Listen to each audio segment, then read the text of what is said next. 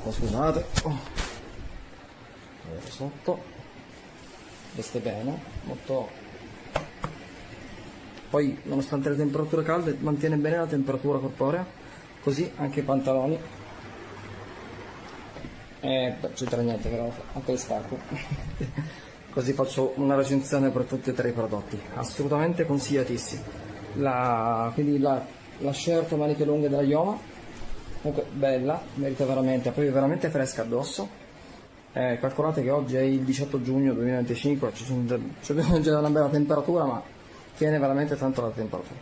Così i pantaloni, stramerita.